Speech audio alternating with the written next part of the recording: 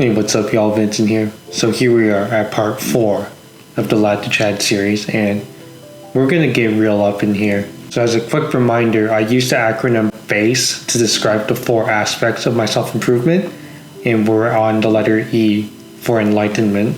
In this aspect, I learned about fundamental truths on how the world works and my place in it, and ultimately, the main one that really stands out is you have to do everything yourself. Humans are self-centered beings.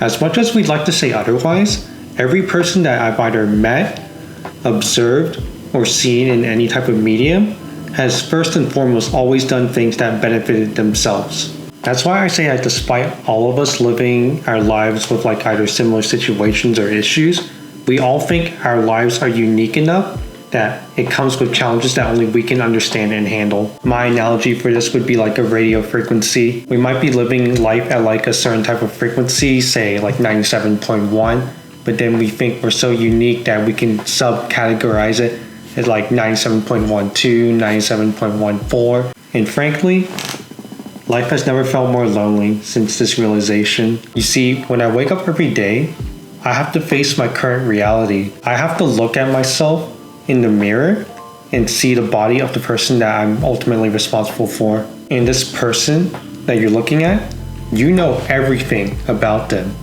You know their strengths, their weaknesses, their goals, their desires, and you also know about their fears, their insecurities, and their weaknesses. Every day, I have to do a reality check on where I'm at, what I should be doing, and how I'm feeling.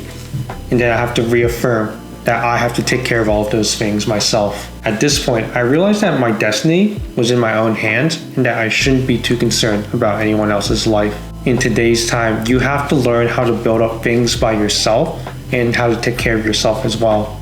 Because the truth is, no one will ever care enough about your life to take care of it for you. Sure, I may be making things sound bleak, but this reality check actually keeps me sane. One of the biggest moments of growth for me was ultimately moving out of my parents' house.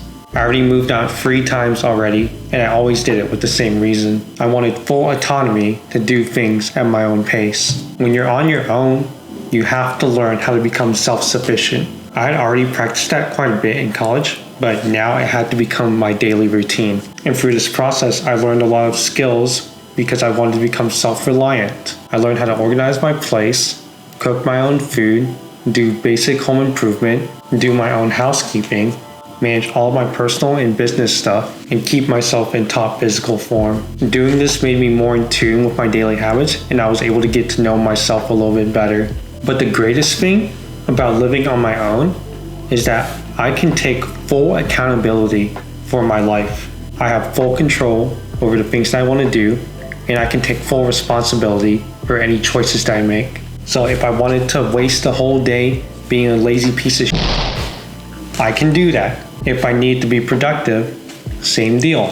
I have enough space where I can deal with life as needed. And in regards to handling myself, I'm at complete peace with my ability to do that. And the whole irony of me living life in a bubble like this is that it has actually increased my ability to communicate to the outside world. I've taken the time and space to grow as an individual that I can now properly contextualize my experience when I socialize with other people.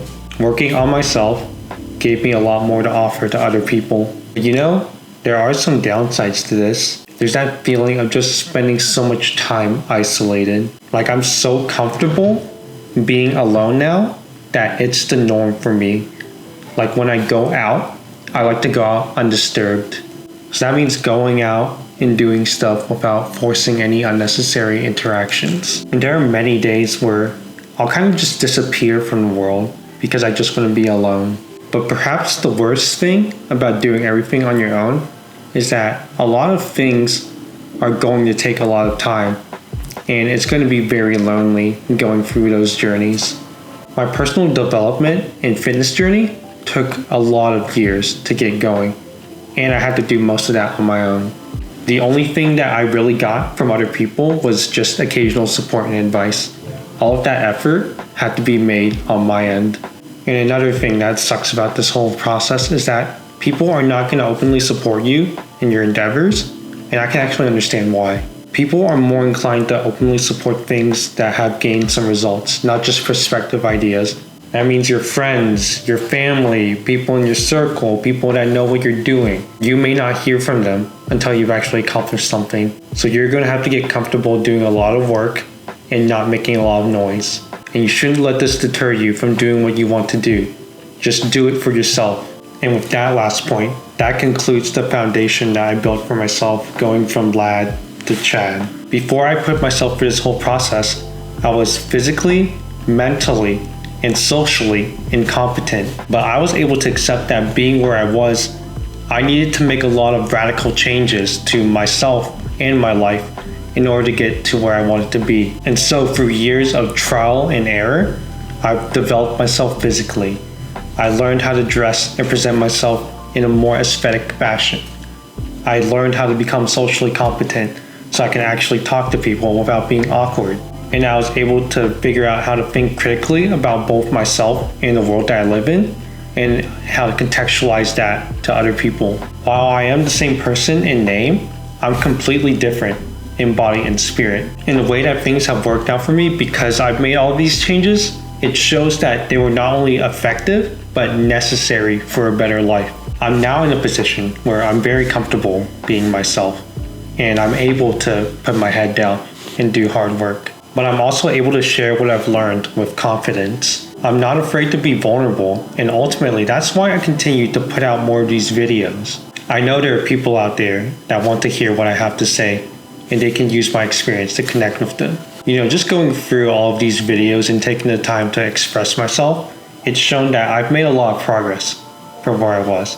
But it's also highlighted that I still have a long ways to go. And so that's the end of this video. If you actually followed the whole series, then I thank you for doing so.